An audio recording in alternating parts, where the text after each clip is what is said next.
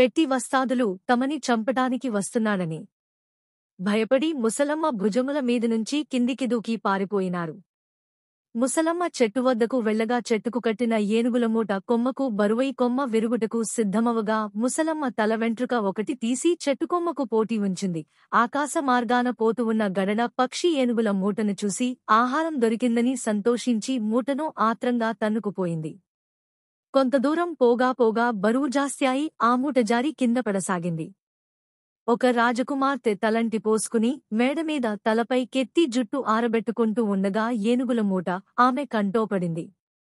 కంటోపడిన నలక ఎంతకూ రాకపోవటం వల్ల మంగలిని పిలిపించారు. మంగలి రాజకుమార్తె కంటోవడిన ఏనుగుల మూట తీసి దానిని తన పొదిలో వేసుకుని ఇంటికి వెళ్లాడు. 7 ఏనుగులను మూట విప్పి తన ఇంటి ముందు 7 స్తంభాలకు కట్టివేశాడు. మంగలి కూతురు వాటిని చూసి ఆడుకోవటానికి తనకివ్వమని తండ్రివి అడిగింది. వాటిని నువ్వు నలిపి చంపేస్తావు. అందుచేత నీకివ్వను అన్నాడు. అందుకు మంగలి కూతురు వసారాలో కూర్చుని పెద్దపెట్టున ఏడవసాగింది. ఆమె కంటివెంట కన్నీరు వరదలై పారింది. ఆ ప్రవాహంలోపడి 7 ఏనుగులు కొట్టుకుపోయాయి. మీరు చెప్పండి, ఇంతమందిలోనూ ఎవరు గొప్పు?